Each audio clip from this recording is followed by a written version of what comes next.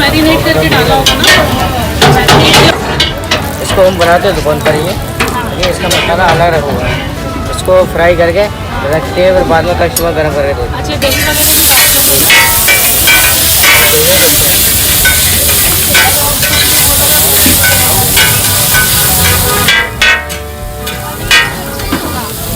अच्छा